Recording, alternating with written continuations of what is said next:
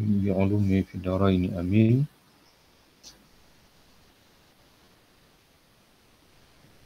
فالفقهاء والمتكلمون مثل الخلفاء والقضاة والعلماء وقد انقسموا، فمنهم من أراد الله سبحانه بعلمه وفتواه وذبه عن سنة نبيه. Maka para ahli ilmu fiqh dan ilmu kalam adalah seperti khalifah, qadhi dan juga ulama. Di mana mereka itu terbahagi-bahagi.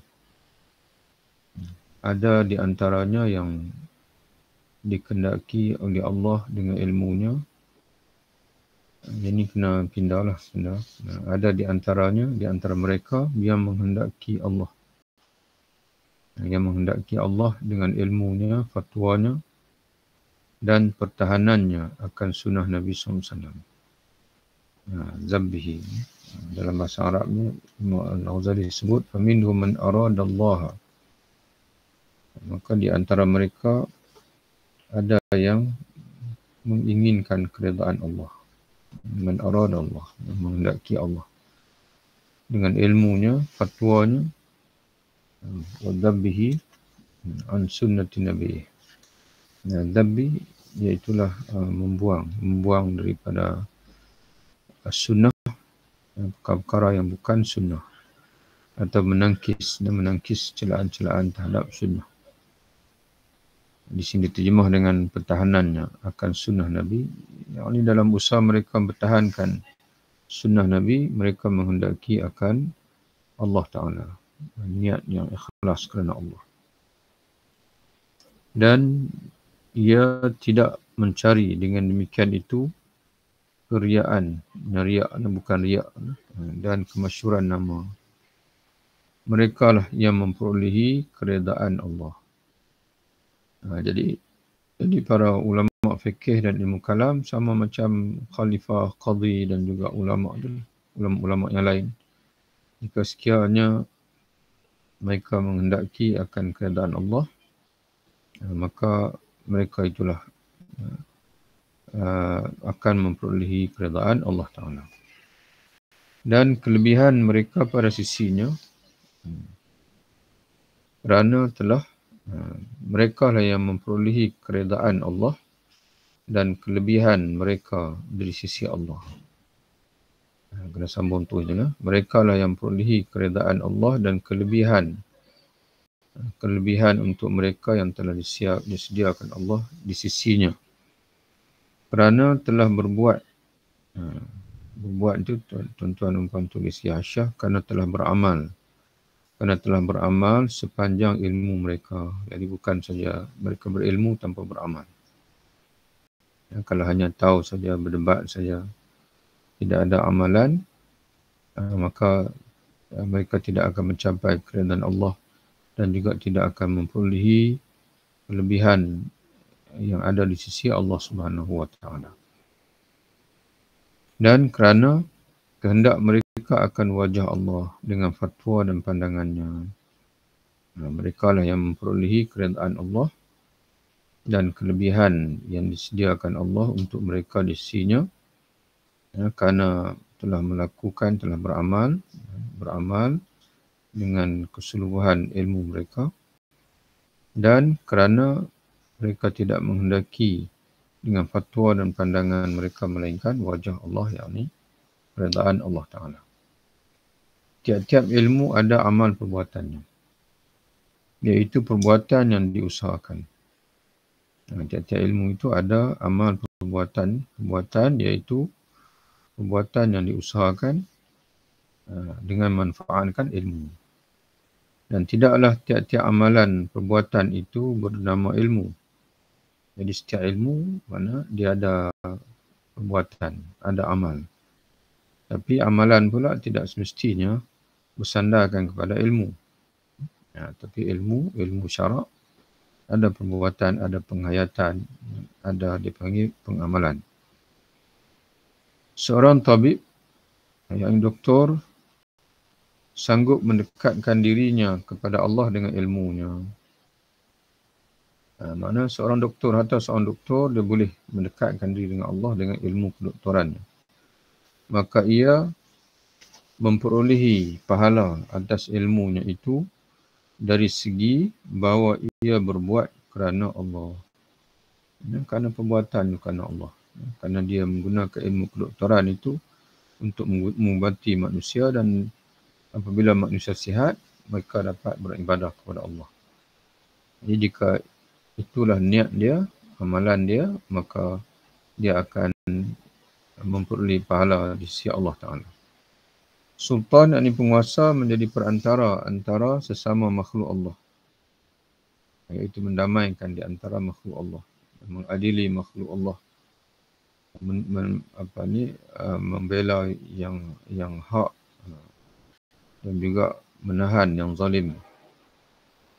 Sultan, di penguasa, menjadi perantara antara sesama makhluk Allah, maka ia memperolehi keredaan dan pahala daripada Allah. Tidak dari segi pertanggungjawabannya dengan ilmu sahaja. Tulis itu sahaja. Jadi tidaklah hanya semata-mata, dalam bahasa Arab Imam Ghazali sebut, keredaan di sisi Allah itu, pahala dan keredaan di sisi Allah itu, la min haitsu innahu mutakaffil bi'ilmi din. Bukan semata-mata seseorang itu beriltizam atau berkomitmen dengan ilmu tanpa usaha ataupun amalan. Maknanya semata-mata bercakap bagi pihak ilmu, berdebat bagi pihak Islam, bercakap bagi pihak Islam, tapi tidak beramal, bukan. Maka kata Imam Ghazali, keredaan Allah dan pahala dari Allah tidak diperolehi semata-mata atas tanggungjawab dengan ilmu. Yang akan tetapi dari segi ia mengikuti perbuatan. Maknanya dia menyusulkan ilmu itu dengan amalan. Yang maksudnya, amalan pula dengan maksud, dengan niat mendekatkan diri kepada Allah dengan ilmunya. Kalau beramal dengan riak pun tak dapat pahala juga, tidak ada keredaan juga. Jadi sebab itu Imam Al-Ghazali dalam di sini dia menekankan hasil yang kita boleh berikan dengan ilmu, bukan semata-mata ilmu itu saja. Apa dipanggil impak, sumbangan yang kita boleh kemukakan kepada orang lain, kepada diri kita sendiri dengan ilmu kita itu. Adapun semata-mata ilmu, tahu tapi tidak membuahkan amal, tidak menahan kita daripada maksiat, tidak menjadikan kita ini orang yang bersimpati dengan orang lain, tidak meningkatkan jihad kita dan sebagainya lagi, maka itu semua semata-mata tanggungjawab ilmu. Dan ilmu itu pula tidak membuahkan perbuatan. Yang dimaksudkan dengan perbuatan itu untuk mendekatkan diri dengan Allah Subhanahu Wa Taala. Bahagian-bahagian yang mendekatkan diri kepada Allah itu 3. Jadi aspek manusia itu boleh mendekatkan diri dengan Allah itu, kata Imam Ghazali, ada 3. Ada ilmu saja, ada amalan saja, dan ada gabungan ilmu dan amalan. Yang pertama, ilmu semata-mata. Mana dengan ilmu semata-mata, tak membabitkan amalan, iaitu ilmu mukasyafah. Ilmu mukasyafah ini dia hanyalah semata-mata futuhat, dia panggilnya, perkara yang dibuka oleh Allah kepada hati kita untuk kita menyelami hakikat yang dipanggil, atau menyelami dipanggil hakikat syarak. Setelah kita bersungguh-sungguh bertakwa kepada Allah dengan ilmu muamalah, maka Allah akan buka kepada pintu hati kita seolah-olah kita dapat melihat rahsia syariat, dan melihat rahsia syariat, melihat rahsia alam barzakh, melihat rahsia syurga, alam akhirat, melihat rahsia alam arash, alam lauhul mahfuz, rahsia sifat-sifat Allah, nama-nama Allah. Jadi dia tidak ada apa-apa amalan. Dia semata-mata anugerah Allah untuk mengukuhkan hati kita sehingga kita mencapai an-nafsu al-mutmainnah. Jadi kita boleh sebut ini adalah ilmu ilham daripada Allah Ta'ala. Kemudian amal semata-mata. Ada yang mendekatkan diri dengan Allah dengan amal semata-mata. Seperti keadilan bagi seorang raja dan perhatiannya akan kepentingan rakyat. Dan yang ketiga, ada cara mendekat dengan Allah yang tersusun dari amal dan ilmu. Mana menggabungkan amal dan ilmu sekaligus, iaitu ilmu jalan ke akhirat. Ilmu jalan ke akhirat. Yang mempunyai ilmu tersebut, yakni ilmu jalan ke akhirat, adalah sebahagian dari ulama. Mana dia adalah ulama dan dia juga orang yang beramal. Dalam terjemahan dalam bahasa Arab ni Imam Ghazali sebut, iaitu orang yang ulama Allah dipanggil fa inna sahibahu, sesungguhnya orang yang memiliki ilmu akhirat itu minal ulama wal ummal jami'an. Dia adalah dalam kategori ulama dan juga amilin. Selalu kita guna istilah ini dipanggil ulama ul amilin. Bukan ulama saja yang bercakap saja, bersembang banyak, tapi tak beramal. Jadi, tapi kalau orang yang dia itu menuntut ilmu akhirat, dia akan jadi dua-dua sekali. Kenal dan juga amal. Kenal dan juga amal, beramal. Dan insya-Allah kita berdoa kepada Allah supaya kita ni masuk dalam kelompok ulama akhirat. Maka perhatikanlah kepada dirimu sendiri. Adakah engkau pada hari kiamat nanti dalam golongan ulama Allah atau yang beramal pada jalan Allah atau dalam golongan kedua-duanya? Maka jadikanlah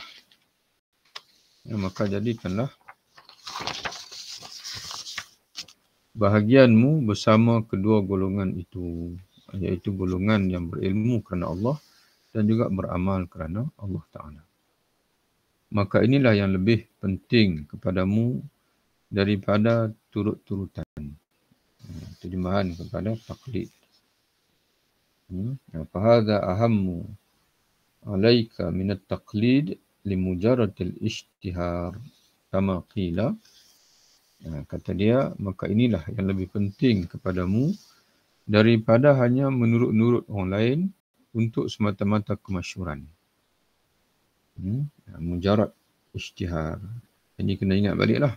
Kerana Imam Ghazali ni dia masih lagi dalam memberi jawapan kepada persoalan kenapa kamu kata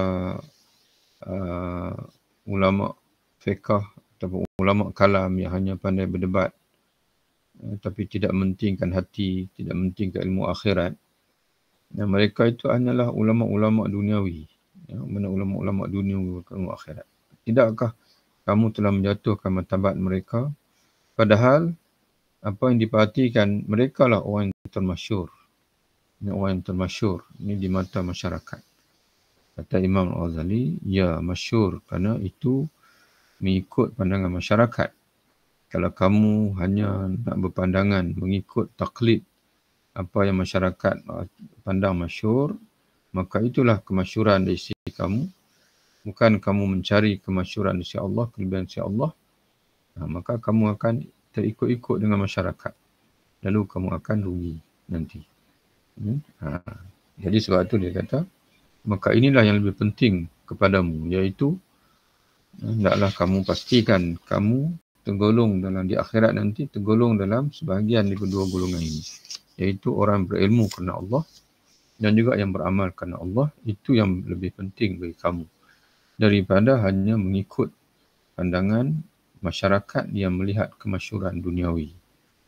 Seperti kata orang, kata syair. Seperti kata syair, khuz ma tarahu wa da' syai'an sami'ta bihi. Ambillah apa yang kau lihat. Mana apa yang kau lihat sendiri. Lihat di sini dipanggil ru'yatul qalbiyah. Apa yang hati kamu lihat. Bukan melihat pandangan mata lah. Tinggallah sesuatu yang didengar. Mana apa yang kamu dengar orang kata begitu begini. untuk mengetahui matahari terbit, ya, untuk mengetahui matahari terbit, engkau memerlukan bintang Zuhal. Tuan-tuan sekalian, dia terjemahan ini kena betulkan lah. Kalau tengok dalam syair yang asal tu, khudh ma tarahu wa da' syai'an sami'ta bihi. Nak ambillah apa yang kau lihat sendiri, mana apa yang dipandang oleh mata hati kamu, dan tinggalkanlah apa yang kamu dengar daripada orang lain. Fi tal'ati syamsi ma yughnika an zuhali.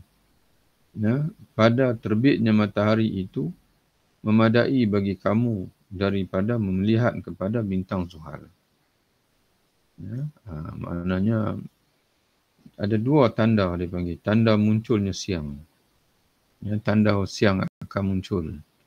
Yang pertama matahari, yang keduanya adalah hilangnya bintang Zuhal. Hilangnya bintang Zuhal. Jadi perlukah kita memati? Saya nak pastikan siang muncul. Orang kata dengan macam mana kamu nak pastikan siang muncul? Dia kata nanti bila kita tengok di arah matahari naik nanti, dia ada satu bintang, dia panggil bintang Zuhal. Bila bintang itu hilang, maknanya siang akan muncul. Kata syair ini, buat apa nak tunggu yang susah itu? Tunggu matahari naik sajalah. Bila matahari naik, memang sah-sah kata, siang muncul. Jadi kalau dah mata dapat lihat, dipanggil, kita dapat tengok sendiri matahari naik. Tak perlu lagi kita nak bersusah payah nak melihat bintang Zuhal masih ada ke tidak lagi. Jadi wallahu a'lam, mungkin itulah maksudnya, wallahu a'lam. Jadi apabila telah terang bahawasanya keselamatan itu duduk pada ilmu akhirat, tak perlu lagi kita nak terbuai-buai dengan pandangan masyarakat yang hanya melihat dari sisi yang mereka nak pandang lah. Walaupun sebenarnya itu tidak begitu pun.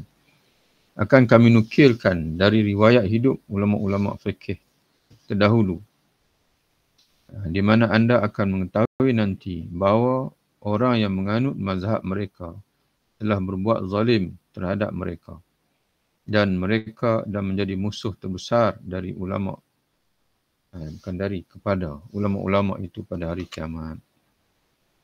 Jadi dia kata nanti Imam Ghazali akan bawa kisah Imam Syafi'i, Imam Malik, Imam Ahmad, Imam Abu Hanifah dan Imam Sufyan As-Sawri. Bagaimana mereka ini bukan sebenarnya Imam Syafi'i, dia bukan bergelumang dengan ilmu fiqh saja. Sebaliknya lebih banyak bergelumang dengan ilmu akhirat. Ilmu dipanggil ilmu hati, ilmu menuju kepada akhirat. Nanti kamu akan lihatlah betapa zalimnya kita yang mengaku bermazhab dengan mazhab Syafi'i. Nanti di akhirat nanti imam-imam kita itu tak akan mengaku pun kita sebagai pengikut. Kerana percanggahan dipanggil. Percanggahan. Nanti Imam Ghazali akan sebut kepada kita nanti. Cerita macam mana ulama-ulama Imam Syafi'i, Imam Malik, Imam Abu Hanifah dan juga Sufyan As-Sawri ini, yang kukuhnya dipanggil seberah akhirat itu dalam pada diri mereka itu. Para ulama yang terdahulu itu tak bermaksud dengan ilmunya selain wajah Allah Ta'ala. Dari hal ihwal mereka dapat dipersaksikan apa yang menjadi tanda ulama akhirat. Sebagaimana akan diterangkan nanti dalam bab tanda-tanda ulama akhirat. Ada satu tajuk tentang ulama akhirat, tapi sekarang ni dia nak cerita dulu tentang ulama akhirat sebelum dia sebut tanda-tanda mereka. Mereka tidaklah semata-mata untuk ilmu fikih, tetapi mereka berbuat dan memperhatikan akan ilmu yang berhubungan dengan hati. Imam Syafi'i, Imam Malik, Imam Hanifah kan, bukan semata-mata bergelumang dengan ilmu fiqh, tapi mereka berbuat. Mana ilmu fiqh itu sendiri pun mereka belajar, mereka berfatwa, mereka mengajar dan memerhatikan akan ilmu. Mana memerhati, mana mengkaji ilmu, mana yang berhubungan dengan hati. Bahkan mereka telah dipalingkan dari mengajar dan mengarang oleh apa yang telah memalingkan para sahabat dahulu dari mengarang dan mengajari fikih. Ada ulama ilmu-ilmu yang mereka tak sebut. Bukan kerana mereka tak tahu. Ada ilmu-ilmu yang mana mereka kalau nak karang boleh karang. Kalau mereka nak ajar, mereka boleh ajar. Di antaranya contoh macam ilmu perdebatan, ilmu kalam dan sebagainya. Imam Syafi'i, Imam Abu Hanifah. Imam Abu Hanifah ni kita tahu dia biasa berdebat dengan Ad-Dahriyin dan sebagainya. Tapi dia tak tulis. Dia tidak tulis ilmu perdebatan itu. Bukan dia tak arti tulis. Tapi mereka mengambil sikap yang sama yang telah memalingkan para sahabat dahulu dari mengarang dan mengajari fikih dan juga kalam dan sebagainya. Jadi sahabat-sahabat dulu mengaji dengan Rasulullah dari bersumber asal. Kenapa mereka tidak menulis, tidak berbincang? Kerana tak penting. Yang mana bagi mereka itu tidak perlu, tak penting. Mereka hanya mentingkan apa yang mereka rasa itulah yang perlu untuk akhirat. Jadi kerana itu mereka lebih kepada sahabat-sahabat. Kalau kita perhati, tidak ada buku yang direkodkan yang merupakan himpunan fatwa sahabat dan sebagainya, tapi semuanya ialah hadis-hadis.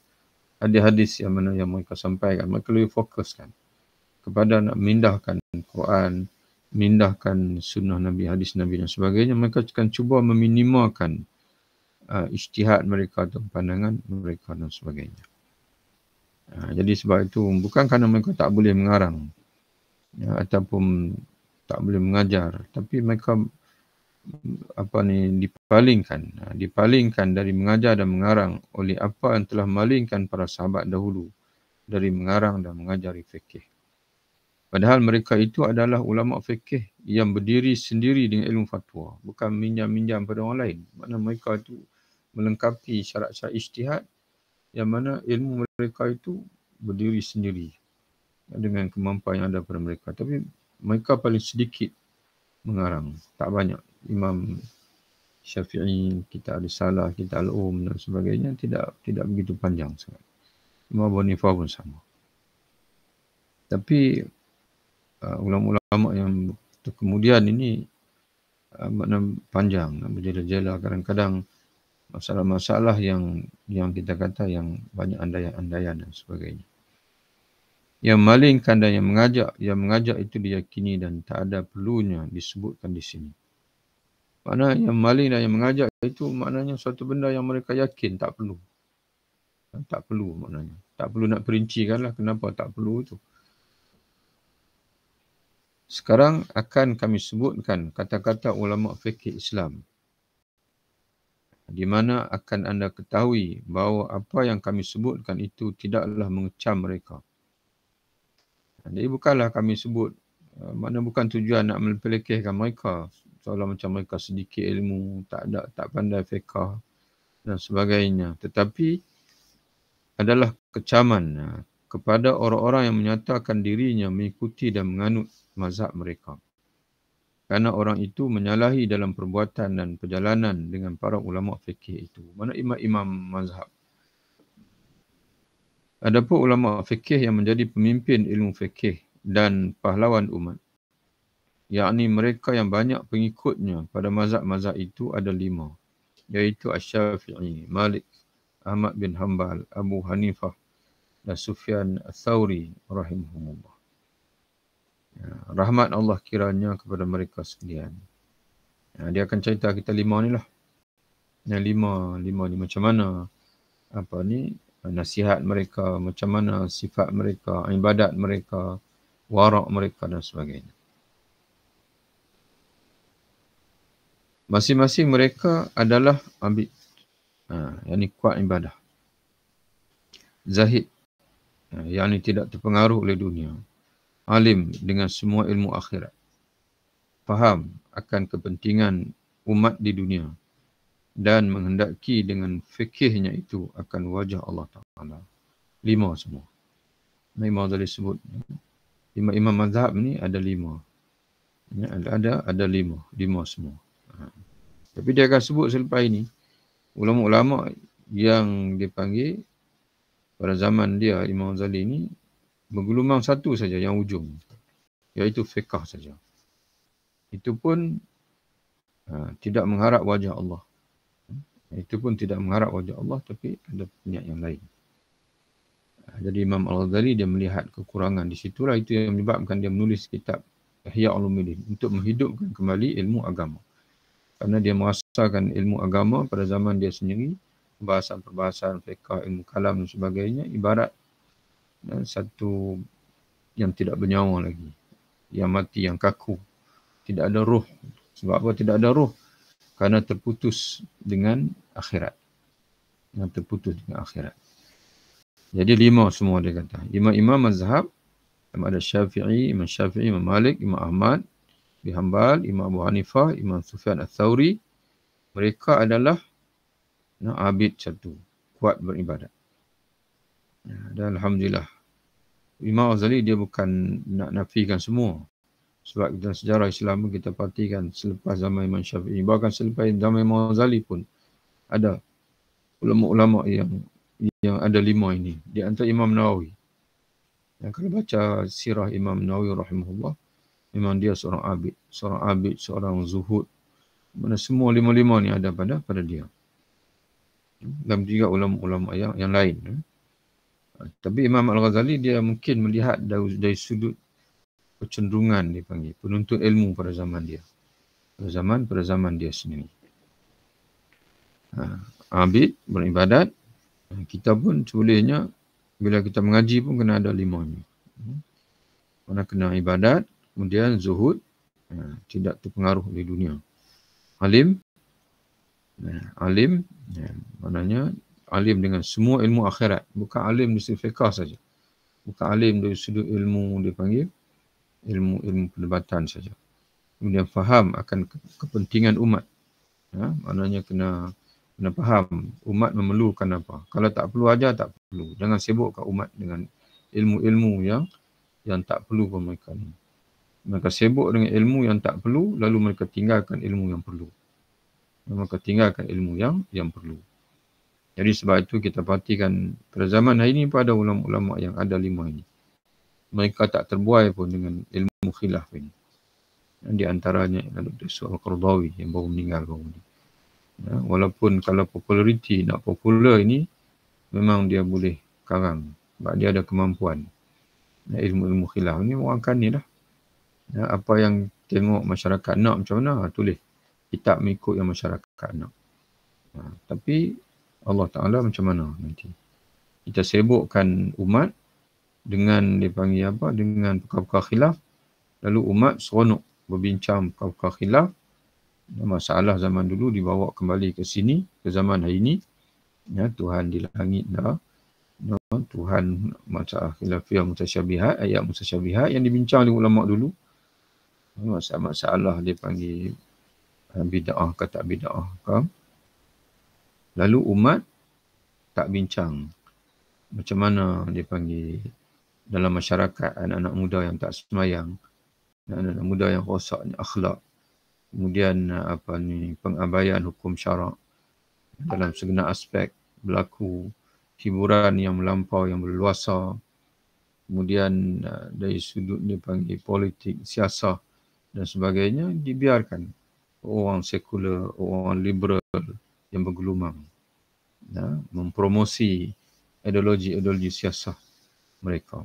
Dan kita pula masih berada di takut lama. Dan siasah pun siasah yang tak diperbarui, yang tak dibincangkan semula. Dan ulama-ulama pun tak tulis buku-buku siasah. Termasuk di Malaysia ini, dipanggil teori-teori siasah itu tak diperbarui.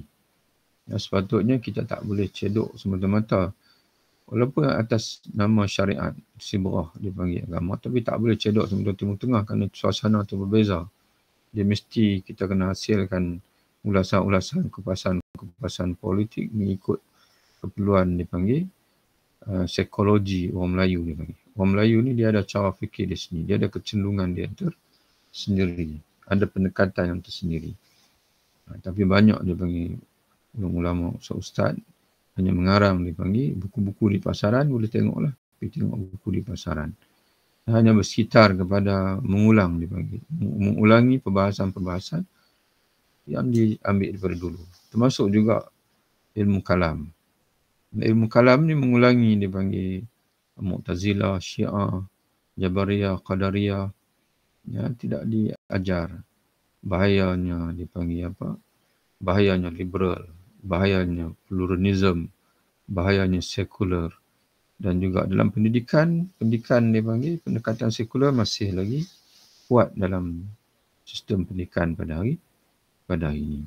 Tapi tadi ustaz-ustaz kita pun tak sembang pasal itu. Sebab itu Imam Ghazali dah menegur dipanggil.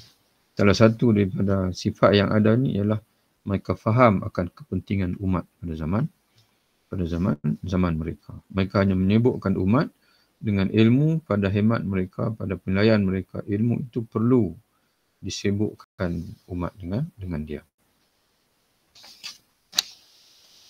Ini 5 perkara di mana yang diikuti oleh ulama fikih sekarang dari keseluruhannya. Hanya satu perkara saja. Sekarang maknanya Imam Ghazali merujuk pada zaman dia. Hanya satu perkara saja, iaitu memberi tenaga dan bersangatan membuat fikih itu bercabang-cabang.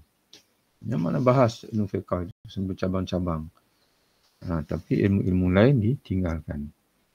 Kerana yang 4 perkara itu tidak layak melainkan untuk akhirat. Sebab dunia tak ada dipanggil apa?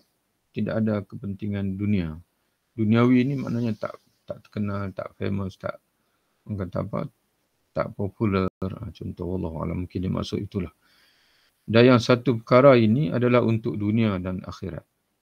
Mana yang satu perkara, yang lain tu untuk akhirat semata-mata. Yang lain, yang 4 lagi. Tapi yang satu ni, cabang-cabang fiqah ni, dia ada 2 cabang untuk dunia. Boleh untuk akhirat pun boleh. Jikalau dimaksudkan dengan dia itu akhirat, maka sedikitlah kepentingannya untuk dunia. Ya, jadi kalaulah ilmu fiqah ni pun ikhlas dipelajari untuk dunia, nescaya untuk akhirat, nescaya dia tak akan dibanyak-banyakkan. Sebagai contoh, tuan-tuan sekalian, sebagai contoh. Cuba tengok penulisan Imam Nawawi rahimahullah. Penulisan Imam Nawawi rahimahullah. Walaupun Imam Nawawi ni dia terkenal sebagai ulama fiqh, tapi karyanya dalam hadis, karyanya tentang dipanggil ilmu akhirat lagi banyak daripada karyanya tentang fiqh. Walaupun orang hanya menumpu kepada fiqh dia itu, kitab Minhaj dan dia kitab Majmu'. Hatta kitab Majmu' sendiri pun banyak dimasukkan dipanggil tarbiyah dalam kitab Majmu' itu. Itu belum kita tengok lagi Riyadhus Salihin, dia karang Al-Azkar, dia karang kemudian Syarah Sahih Muslim, dia karang maknanya lagi Bustanul Arifin, dia karang itu semua ilmu akhirat.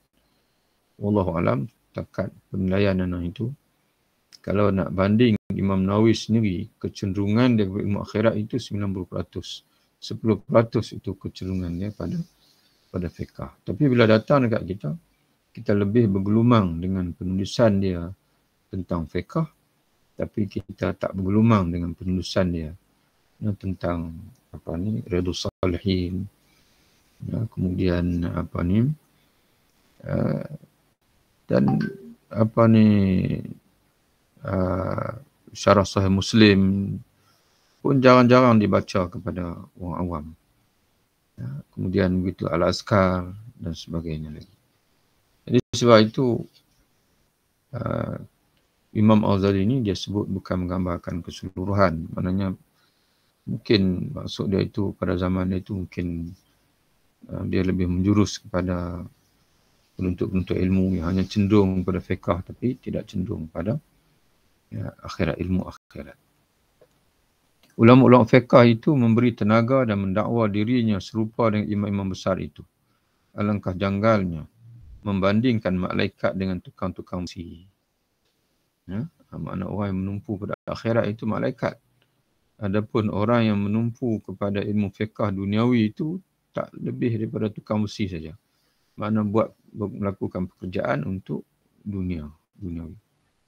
Marilah sekarang kami bentangkan hal ehwal mereka yang menunjukkan kepada 4 perkara tadi. Yang ini menunjukkan bahasanya Mereka bukan saja memberi perhatian kepada fiqh, ya. Yang menunjuk 4 tadi. Kerana pengetahuan mereka tentang fiqh terang. Fiqh dia tak mau cerita. Sebab dia maklum. Imam Syafi'i ni, Imam Abu Hanifah, Imam Ahmad, Imam Malik itu fiqh memang semua orang iktiraf dah. Bosnya mereka ni imam mazhab. Tapi 4 lagi tadi. Iaitu perhatian mereka kepada perhatian imam-imam tadi kepada ilmu akhirat. Ini jarang orang cerita. Mereka itu adalah ahli ibadat pun jarang orang cerita. Mereka ni orang yang zahid, zuhud pun jarang orang cerita. Dan itu juga orang yang faham. Mereka adalah orang yang faham kepentingan umat pun jarang orang cerita. Jadi kata Imam Ghazali, bab fiqh mereka tu dia tak mau cerita. Dia nak cerita yang 4 lagi, nak buktikan bahawasanya imam-imam mazhab ini bukan saja bergelumang dengan fiqh, tapi juga bergelumang dengan akhirat dan juga dengan umat itu sendiri. Jadi sebab itu, tuan-tuan sekalian, Imam Ghazali sendiri, dia tinggalkan jawatan di Baghdad. Dia beruzlah 10 tahun di Syam, di Baitul Maqdis. Ramai orang ingat kata, dia uzlah ni uzlah saja tak keluar. Tidak. Dia uzlah dari segi jawatan. Dia uzlah dari segi bersama dengan pemerintah yang pada zaman dia rasa pemerintah pun dah lari. Lebih pada nak menggunakan dia untuk kepentingan sendiri. Kerana orang yang dia harap-harapkan, iaitu Saifuddaulah An-Nazam, itu meninggal, dibunuh. Yang mana orang yang betul-betul mendukung dia itu, yang betul-betul jujur, membawa dia ke Baghdad, meninggal, dibunuh. Jadi yang tinggal itu mungkin dia melihat lebih pada nak menggunakan dia saja. Sebab tu dia turun ke lapangan. Jadi selama 10 tahun, dia bukan beruzlah macam duduk dalam bilik, tak keluar, tidak. Dia bersama dengan masyarakat. Dia melihat penyakit masyarakat, dia bersama dengan orang miskin, usaha payah dan sebagainya. Jadi sebab itu kita parti kitab Ihya Ulumuddin ini yang tidak menggambarkan sebagaimana disebut bahawasanya Imam Al-Ghazali ini adalah satu rupa sufi yang bersuluk tak keluar-keluar rumah. Tidak. Kalau kita baca dalam kitab Ihya Ulumuddin ini, Imam Al-Ghazali sangat-sangat mengambil berat semua aspek kehidupan manusia. Daripada pemerintah sampai kepada, sebab itu 10 bab, daripada bab 11 sampai bab 20 ialah al-adat, berkenaan dengan hal ehwal kehidupan.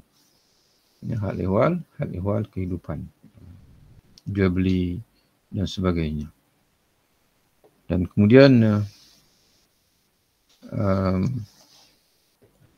dia mulakan, insya-Allah bulan ni sempat kita baca sikit tentang Imam Syafi'i. Adapun Imam Syafi'i, kata dia mula dengan Imam Syafi'i dulu. Maka yang menunjukkan ia seorang abid adalah riwayat yang menerangkan bahawa ia membahagi malam 3 bahagian. Sepertiga untuk ilmu, sepertiga untuk ibadat dan sepertiga lagi untuk tidur. Berkata Ar-Rabi', Ar-Rabi' ini adalah anak murid Imam Syafi'i. Adalah Imam Syafi'i mengkhatamkan, yakni menamatkan bacaan Al-Quran dalam bulan Ramadan 60 kali. Semuanya di dalam solat. Mana satu hari 2 kali. Kata Imam Nawawi rahimahullah, kadang-kadang timbul tanda tanya. Bukankah Nabi SAW menyatakan bahawa jangan khatam Quran kurang daripada 30 hari? Nanti kamu tidak akan faham. Yang mana paling cepat kamu khatam Quran ialah sebulan sekali. 3 hari. Jangan kurang daripada 3 hari. Mana dia paling cepat 3 hari. Iaitu 1 hari 10 juzuk. 3 hari 1 khatam. Kenapa ulama dulu macam Imam Syafi'i ini masyhur ni? Dia panggil ini riwayat yang masyhur daripada anak-anak murid dia. Mana dia dalam bulan Ramadan dia khatam Quran. Dia tinggal, ulama-ulama Imam Malik, Imam Syafi'i sama. Bulan Ramadan mereka cuti mengajar. Kerana mereka nak beri perhatian pada Quran. Nak beri perhatian kepada Al-Quran, Al-Quranul Karim. Jadi, kata Imam Nawawi rahimahullah, khatam ada dua jenis. Yang pertama, khatam baca, yang ni ikut kemampuan masing-masing. Yang maknanya tak terikat dengan, tak tertakluk dengan hadis Nabi tadi. Yang dimaksudkan Nabi tadi adalah khatam faham. Jadi, kalau kita baca untuk kita orang kata apa, mendapat pahala 10, 10, 10 setiap huruf itu, maka kita bacalah walaupun tanpa kita memahaminya. Kita baca dengan makhraj yang baik dan sebagainya. Tapi untuk memahami Al-Quran tak boleh baca dengan terlalu cepat. Ya, tak boleh baca dengan terlalu cepat. Dan ulama-ulama dulu, oleh kerana mereka ini, Quran ni sudah bersebati dalam diri mereka. Mereka baca laju pun mereka sudah boleh faham. Kerana mereka sudah Nah, Quran tu sudah ada dalam diri mereka. Jadi sebab itu bukan suatu benda yang bid'ah. Nah, kerana Nabi sendiri pun sebut, jangan baca kurang 2-3 hari, jangan khatam Quran kurang 3 hari, kerana kamu tidak akan faham. Ya, jadi maknanya kalaulah imam-imam terdahulu yang mana mereka tu hati mereka tu sudah sedia terbuka dengan Quran Karim, ya, maka tidak menjadi larangan. Situasi mereka itu tidak tertakluk lagi dengan hadis tadi, kerana Nabi sebut tadi faham. Membaca untuk memahami, maka itu tidak boleh baca dengan pantas. Mesti baca dengan tadabbur. Tapi kalau anda membaca untuk mendapatkan pahala, ya, pahala daripada setiap huruf itu 10 satu kebajikan diganda 10, maka iaitu kita boleh baca dengan pantas, tapi dengan syarat meraihkan makhraj huruf dan juga meraihkan tajwid. Arabic kata adalah Al-Buwaiti, ini pun anak murid Imam Syafi'i juga. Salah seorang sahabatnya dan juga muridnya mengkhatam Al-Quran dalam bulan Ramadan tiap-tiap hari sekali.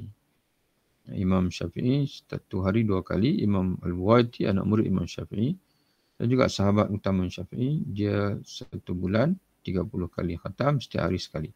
Berkata Al-Hasan Al-Karabisi, aku bermalam bersama Imam Syafi'i bukan 1 malam, mana lebih 1 malam. Dia melakukan salat hampir sepertiga malam. Tidak aku lihat dia melebihkan dari 50 ayat. Setiap malam Imam Syafi'i biasa baca 50 ayat. Apabila dia perbanyak, maka sampai 100 ayat. Apabila membaca ayat rahmat, lalu berdoa kepada Allah Ta'ala untuk dirinya sendiri dan untuk sekalian kaum muslimin dan mukminin. Dan apabila ia membaca ayat azab, lalu memohon perlindungan dan kelepasan daripadanya untuk dirinya. Daripada azab tadi untuk dirinya dan untuk orang mukmin. Seakan-akan ia mengumpulkan harap dan bersama dengan takut. Jadi Imam Syafi'i ini dia beribadat dengan menghimpunkan Ar-Raja' dan juga Al-Khawf. Bersama. Lihatlah kata Imam Ghazali, betapa dibuktikan oleh kependekan bacaannya atau 50 ayat saja kepada melaut dan mendalam pemahamannya akan rahsia yang terkandung dalam Al-Quran. Jadi Imam Syafi'i ada kalanya dia baca dengan pendek 50 ayat saja walaupun sembahyang sepertiga malam, 2 jam 3 jam, kerana dia tadabbur. Jadi Imam Syafi'i seolah-olah kalau gabungkan 2 riwayat tadi, satu riwayat kata dia baca dalam sembahyang saja, 1 malam, dalam bulan Ramadan 60 kali dan dia khatam Quran 2 kali dalam solat. Yang ni pula ada riwayat menyebutkan dia hanya baca 50 ayat saja. Maka ada ketika Imam Syafi'i dia baca, dia panggil dengan tadabbur, dengan mati, dengan orang panggil apa, yang berusaha untuk mentadabbur ayat, maka setiap malam dia baca 50 ayat saja. Dan ada ketikanya dia baca dengan dipanggil apa, untuk mengkhatamkan Quran Karim. Imam Syafi'i pernah berkata, aku tidak pernah kenyang selama 16 tahun. Kerana kekenyangan itu memberatkan tubuh, mengesatkan hati. Terjemahan kepada yuqsil qulub, yang mengeraskan hati. Qaswah, yang mengeraskan hati, menyebabkan hati menjadi keras. Menghilangkan cerdik, menarikkan tidur, dan mengundang tidur. Bila makan banyak, dia panggil mudah mengantuk. Melemahkan orang yang kenyang itu dari beribadat. Sebagaimana ulama menyebutkan bahawa barang siapa yang kenyang pada awal malam, maka dia akan ketinggalan di hujung malam. Yang ketinggalan beribadat di hujung malam. Maka lihatlah kepada hikmahnya pada menyebutkan bahaya-bahaya kekenyangan. Kemudian mengenai kesungguhannya beribadah. Kerana ia meninggalkan kekenyangan itu kerana ibadah. Dan pundak beribadah itu ialah teras beribadah itu ialah menyedikitkan makan. Itu insya-Allah nanti kita sambung lagi. Wallahu a'lam bishawab. Assalamualaikum warahmatullahi wabarakatuh.